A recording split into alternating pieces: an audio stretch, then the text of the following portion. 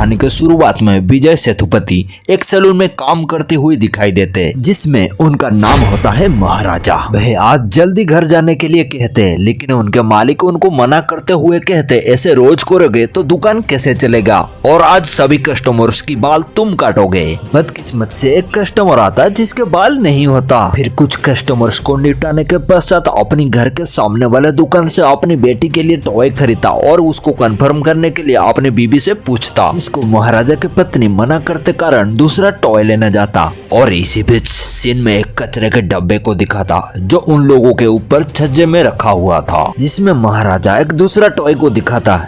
उसका पत्नी हाँ करता और यही टॉय को बिल करने के पश्चात एक दूसरा आगे शिफ्ट होता 10th क्लास पढ़ती हुई एक लड़की पे, जिसके नाम होती है ज्योति, जो पढ़ाई से ज्यादा खेल पे ध्यान देती और इसी कारण उसको एक पीटी मिसेस ज्यादा ध्यान देती। आजकल वो उसको 100 मीटर की रनिंग के लिए तैयार करती। ज्योति अपने घर के बारे में अपनी दोस्तों को बताती, जिसमें एक घर को दिखाने के बाद एक आदमी को दिखा लक्ष्मी के बारे में भी बताती। यह सुनते हुए उसको दोस्त पूछती, ये लक्ष्मी कौन, तुम्हारा माँ है क्या? जिसमें ज्योति जवाब देते हुए कहती, नहीं, मेरे माँ तो बचपन से ही गुजर गई थी, लक्ष्मी तो एक कचरे की डिब्बा है। उसके सहेली आश्चर्य के साथ पूछने लगती, कचरे की डब्बे का नाम भी लक्ष्मी होता है क्या? जवाब में ज्योति कहती, बचपन में घर टूटकर जब मेरे ऊपर गिरी थी तब लक्ष्मी ने मेरे को कवर करके मेरे जान बचाई थी। तब से वो हमारे घर के सदस्य है। हम उसको हर शुक्रवार नहलाने के बाद तिलक लगा के उसका पूजा करते हैं। इसी बीच ज्योति के स्कूल का आना जाना और महाराजा के सैलून के दुकान के साथ कभी कभार लोगों के घर जाकर भी सर्विस दे देता। अपनी बीबी ना होते कारण महाराजा की खुशी जैसे ही कहीं खो ही गया हो, और दोनों बाप बेटी महीने में 2 दिन छुट्टी लेके कहीं घूमने जाते थे। इसी बीच ज्योति कभी कभी महाराजा को डांट दिया करता, जैसे कि दुकान से आने के बाद नहाने के लिए और कपड़े को सही तरीके से साफ करने के लिए। इसी तरह उनकी जिंदगी जैसे तैसे चल ही रहा था। एक दिन अचानक ज्योति के में ही वो शराब का बोतल मिला है। महाराजा फिर भी और ज्योति को कहने लगता, ये मत सोचना कि मैंने तुम्हें माफ किया, आगे अगर ऐसा कोई गलती की तो तुम्हारा खैर नहीं। लेकिन महाराजा कहाँ छोड़ने वाला। वह अपने डरी हुई लड़की के लिए प्रिंसिपल को माफी मांगने के लिए कहता। प्रिंसिपल मानने को नहीं था, सोच रहा था थोड़ा बाप बेटी को धमका दूंगा, वह दोनों यहाँ से चले जाएंगे। स्कूल के कई गार्ड्स महाराजा को खींचने लगे। हमारे विजय सेतुपति के पावर इन लोगों को नहीं पता। ज्योति यहाँ पर प्रिंसिपल को डराते हुए कहता, प्लीज सर, मेरे को ऐसे स्टील बार को पकड़ा हुआ था जो छत से जुड़ा हुआ था, वह छत को टूटता हुआ देख वह प्रिंसिपल भयभीत होते हुए आखिरकार ज्योति को माफी मांगती है। आगे की सीन में ज्योति अपने स्कूल की तरफ से कैंप के लिए निकल जाती। दूसरी तरफ महाराजा एक दिन सैलून से काम करते हुए घर लौटता। दूसरे सीन में सांप के साथ घर के सभी सामान बिखरा पड़ा हुआ था और महाराजा भी बेहोश थी। वह सांप महाराजा के गर्दन होते हुए खिड़की से जाने की वक्त एक कांच की ग्लास नीचे गिरते हुए टूटने से महाराजा उसकी आवाज सुनते हुए उठ जाता। इस मूवी में हमें कई बार सीन चेंज होते हुए देखने को मिलता। यह इस पूरे मूवी का गुत्थी है जो हमें आखिर में सुलझा हुआ मिलेगा, तो आखिरी तक बने रहिए। दूसरे सीन में एक आदमी कार सर्विस सेंटर में आता, वहाँ का एक स्टाफ को मारते हुए कहता, कार सर्विस करते हो और उसके अंदर मेरा चश्मा को चोरी क्यों किया? इसी बीच वह असली चोर आता जो उस चश्मे को चोरी किया था। दरअसल यह व्यक्ति कुछ दिन पहले जेल से लटा हुआ था। इसने उस सर्विस कार को 300 किलोमीटर रनिंग कर चुका था और इसी कारण उसको मारते हुए पूछने से वह चोर पीसाई को कुछ बताने की वजह उल्टा खतरनाक तरीके से घूरने लगता। अगले सीन में वह कार ओनर के साथ अपने सभी दोस्त पब में बैठ के एक साथ ड्रिंक्स करने वक्त वह पीसाई को आप पहुंचता। कार ओनर के साथ सभी को अकेले ही धोकर चला जाता। दूसरे सीन में महाराजा जेल में आया होता। वहाँ का एक पुलिस का सवाल करने से महाराजा कहता, मेरे घर में चोरी हुई है, मैं कंप्लेन करने आया हूँ। वह पुलिस मजाक उड़ाते हुए कहने लगता, सॉल्व भी खुद कर लेना, पहले यह बताओ तुम्हारे घर में चोरी क्या हुआ है, उसके बाद बताऊंगा कंप्लेन होगा या नहीं। महाराजा यहाँ पर अपने नाम से शुरू करते हुए सब तरह से बताता और 3 चोरों की बात करता। कहता, मुझे रॉड से मार के बेहोश करने के बाद मेरे लक्ष्मी को ले गए। पुलिस यहाँ पर शॉक्ड होते हुए कहता, लक्ष्मी कौन, तुम्हारा बेटी या पत्नी? महाराजा यहाँ पर इशारे के साथ बताने लगता, वह कचरे का डब्बा है। पुलिस यहाँ पर गुस्सा होते हुए महाराजा को यहाँ से निकालने की कोशिश करते। यहाँ पर हम लोगों को पता है अगर महाराजा किसी सामान को पकड़ लिया तो वो छोड़ने वालों में से नहीं है। उसको सभी पुलिस पकड़ने की वजह से महाराजा की की पूरी ताकत से लकड़ी से बना हुआ छत नीचे आ गिरता और उस छत से सांप निकलता हुआ देख वहाँ से सभी पुलिस बाहर निकल जाते, लेकिन महाराजा उस सांप को पकड़ते हुए बाहर आता। सीन के शिफ्ट एक पुलिस वालों पे होता जो पुलिस होते हुए चोर था, क्योंकि चोर से असली सोना को जब्त करने के बाद वे उस सोने को सेम डिजाइन नकली बनाकर ओनर को देता और ओनर की कुछ कहने पर उल्टा धमकाते हुए कहता, नकली सोने के लिए हम पुलिस वाले को परेशान करने का अंजाम पता है, तुम्हें जेल में डाल दूंगा। और इसी तरीके से वह चोरी की हुए सोने के साथ और पैसे की भी डिमांड करता और इस काम को निपटाने के बाद चोर की बीवी को कुछ पैसे देते हुए जेल में आता। तो महाराजा यहाँ पर पूरे जेल को बर्बाद करके रखा हुआ था। उसका पूछताछ करने से पता चला एक कचरे की डब्बा के लिए इतना हंगामा हुआ है। फिर 500 रुपए देकर एक नया डब्बा खरीदने के लिए कहता, लेकिन महाराजा यहाँ पर नहीं मानता। उसको बंदूक दिखाते हुए जाने के लिए कहता, लेकिन महाराजा तो जैसे कहानी ले आता वो एफआईआर लिखा के ही रहेगा। वह दोबारा आकर 40,000 रुपए देते हुए 5 लाख देने की बात करता और कहता, मेरी बेटी आने से पहले वो डब्बा मेरे को चाहिए। यहाँ पर वह इंस्पेक्टर उसको थप्पड़ मारता। आगे एक पुलिस कर्मी वह पैसे को लेते हुए कहता, सबके सामने ऐसे रिश्वत नहीं दिया जाता, आगे कोई काम हो तो मेरे पास आना, तभी तुम्हारा काम होगा। अगले दिन पुलिसकर्मी छानबीन के लिए पहले महाराजा के घर आते। उन लोगों को पता चलता ऐसा था, ये हमें बताना नहीं चाहता, उसने तभी हमें 5 लाख देने के लिए कहा। ऐसे सवालों में परेशान होते हुए उलझा हुआ इंस्पेक्टर महाराजा को सवाल करता, आखिर उस कचरे के डब्बे में भला क्या था। महाराजा यहाँ पर जवाब देते हुए कहता, बेकार की सवाल छोड़ो, मैं तुम्हें 2 लाख और दे रहा हूँ, मेरी बेटी आने से पहले मुझे वो डब्बा किसी भी हाल में चाहिए। अब वह पुलिस वाला का मुंह बंद हो जाता। अगले सीन में हम उस असली चोर को देखते हैं जिसका नाम होता है सेल्वम। ओनर के घर में घुस के चिकन बनाकर खा रहे थे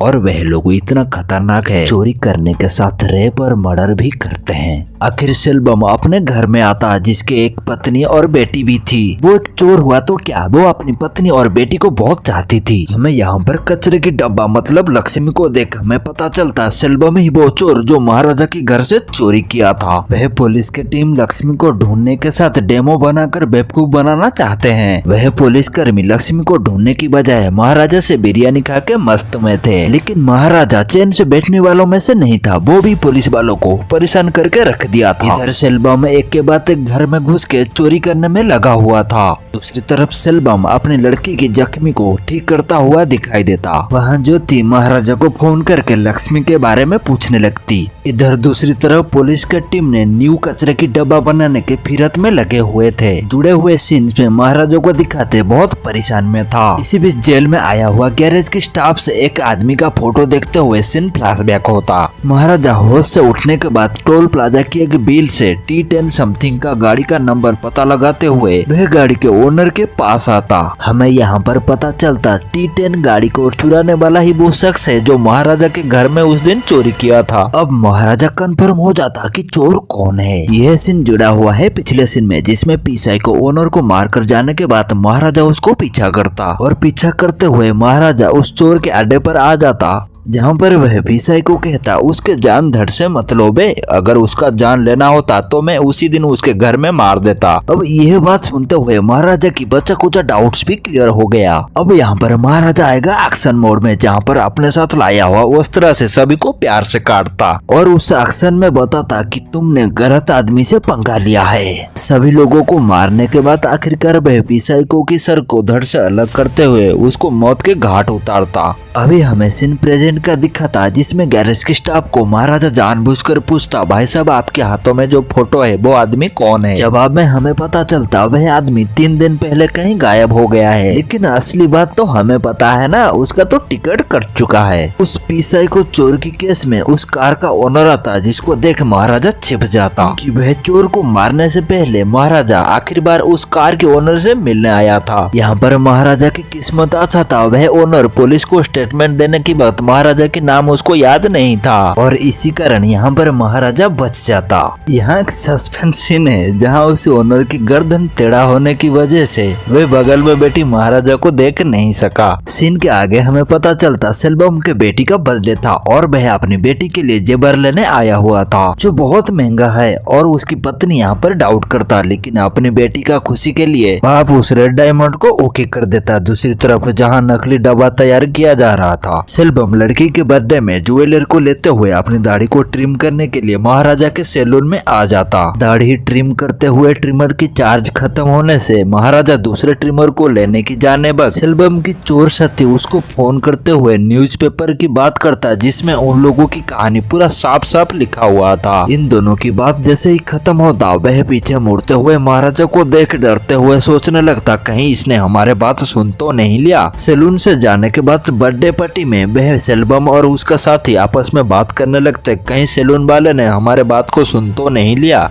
आगे देखते हैं, सेल्वम अपने लड़की के लिए लाए हुए ज्वेलर को सैलून से छोड़ दिया था, जिसको महाराजा लौटाने आया हुआ है। यहाँ पुलिस वाले भी महाराजा के पीछे आए हुए थे, जिसको देख सेल्वम श्योर हो जाता, यह सैलून वाला उस वक्त मेरे पूरे बात को सुन चुका था और अब पुलिस वालों को बुला कर लाया है। लेकिन जानकारी के लिए बता दूं, महाराजा सैलून में कोई बात नहीं सुना था और उसने ना ही पुलिस वालों को भी बुलाया है। यहाँ सेल्वम अपनी करतूतों के कारण जेल जाने से महाराजा को जिम्मेदार ठहरा था। अब सीन शिफ्ट होता कैंप से लौटती हुई ज्योति पर। बस में बैठी हुई ज्योति को ऑनलाइन से एक शू पसंद होते कारण ज्योति उस शू की फोटो को महाराज को भेजती। यहाँ प्रेजेंट में पुलिस वाले नकली लक्ष्मी को तैयार करने के साथ नकली चोर बनने वाले पुलिस को देखते हैं, जो कि असली में उस चोरी के दिन उसने चोरी की थी। इधर हम ज्योति को देखते हैं जहाँ घर लौटते समय रात हो चुकी थी। दूसरी तरफ नकली डब्बे और नकली चोर के साथ केस क्लोज करते समय महाराजा का आखिरी बयान को सुन के डरने लगा वह पुलिस वाला, क्योंकि यहाँ पास्ट की कुछ सीन दिखाई देता जिसमें वह महाराजा के घर सेल्वम और दूसरे चोर के साथ आया हुआ था और वह पुलिस वाला ही महाराजा के बेटी को रेप किया था। और ये हुआ कैसे, ये जानने के लिए हम लोग सेल्वम की जेल की बात को ध्यान में लाना होगा, जहाँ ज्योति की कैंप से लौटती हुई दिन महाराजा से बदला लेने के लिए उसके घर को आया हुआ था।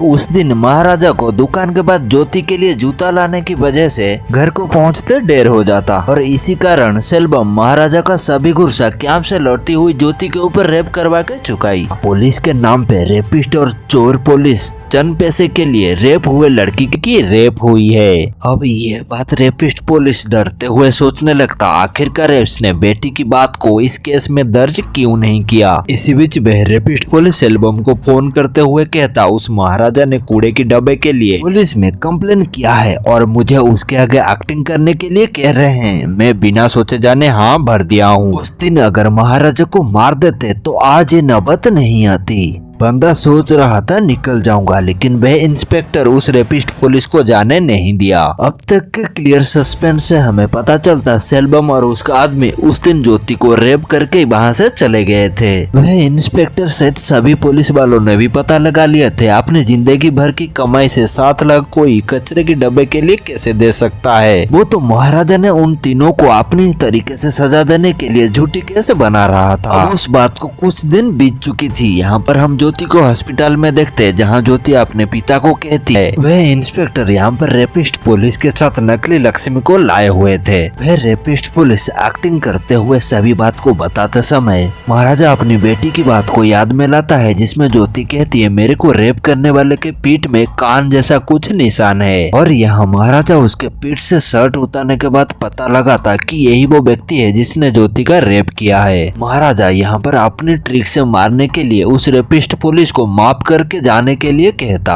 लेकिन उन सभी पुलिस कर्मियों को उस रेपिस्ट पुलिस की बात पता चल चुका था। वह पुलिस कर्मी करप्टेड थे तो क्या महाराजा की पैसे की लालच से इन्वेस्टिगेशन द्वारा उन्होंने रेपिस्ट पुलिस को झूठ का एक्टिंग करने के लिए कह के महाराजा के सामने खड़े किए थे और सभी पुलिस कर्मी महाराजा को उस रेपिस्ट पुलिस को मारने के लिए कहते और बाहर जाके आपस में बात करते, हमने उसको जोश में आके हथियार तो दे दिया, उसने कहीं सच में उसको मारना दे। इंस्पेक्टर कहता मारने दो, यही काम अगर उसने हमारे बच्चे के साथ करता तो क्या करते, मरने दो उसको। यहाँ पर उस रेपिस्ट पुलिस को महाराजा रेप से ज्यादा खतरनाक तरीके से उस घर में दौड़ा दौड़ा कर मारने लगा। इसके बाद महाराजा सेल्वम को मारने के लिए उसके पीछा करते हुए एक कंस्ट्रक्शन बिल्डिंग में आ जाता, जहाँ उसके चोर साथी सेल्वम को इन्फॉर्म करते हुए कहते तुम्हें ढूंढते हुए कोई यहाँ आया हुआ है। आखिरकार महाराजा शॉक्ड हो जाता, सेल्वम सेल्वम को देख, क्योंकि महाराजा को यकीन नहीं हो रहा था इस सब के पीछे सेल्वम ही था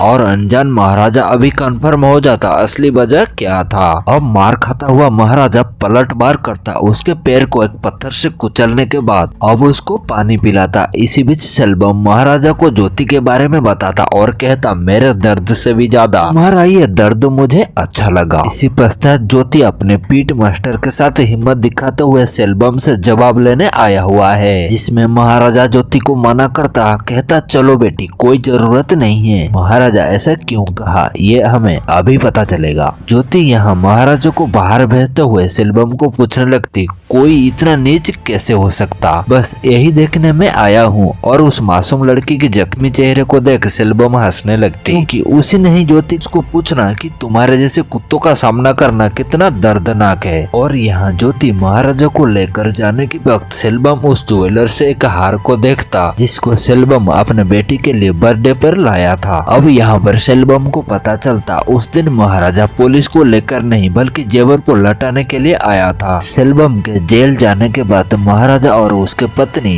सेल्वम की वाइफ से मिलके उस जेवर को भी लौटाने गए थे। यहाँ इस पूरे मूवी का गुत्थी सुलझ जाता। पहले दिखाए गए एक्सीडेंट वाला घर सेल्वम के पत्नी का थी। सेल्वम जेल से आने के बाद किसको पूछताछ करने से पता चलती कोई जेवर लौटाने आए हुए दिन एक्सीडेंट हुई उस घर में 2 बच्ची और 2 औरत थी, जिसमें एक बच्ची को छोड़ के बाकी सबकी मौत हो चुकी थी। इसी बीच जाते हुए ज्योति के पेट का वो निशान देख सेल्वम श्योर होता ज्योति तो सेल्वम की ही बेटी थी। सेल्वम यहाँ पर रोते हुए महाराजा को कहता बुलाओ मेरी बेटी को, मैं उसका बाप हूँ, ये परिचय देना है, प्लीज मेरे बेटी को बुलाओ। यहाँ पर सेल्वम बहुत रोता क्योंकि उसने ज्योति के साथ जो किया है वो माफी लायक नहीं है, क्योंकि वो उसकी खुद की बेटी थी। यहाँ पर रोते रोते सेल्वम कंस्ट्रक्शन बिल्डिंग से नीचे गिरते हुए मर जाता। भगवान की दिया हुआ मौत की ये सजा भी ज्योति के आगे कुछ नहीं था। यहाँ पर पता चलता कितना भी गलती कर लो वह पाप का बोझ एक दिन तुम्हारे ऊपर जरूर आएगी। तो ये था मेरे दिल टूटने वाला पूरा कहानी। कैसे लगा कमेंट में जरूर बताना। अगर मेरे चैनल को सब्सक्राइब नहीं किया तो मेरे चैनल को सब्सक्राइब जरूर करना, ताकि मैं ऐसे कंटेंट आपके लिए लाता रहूं। तब तक मिलते हैं अगले स्टोरी में। आप सभी लोग अपना ध्यान रखना।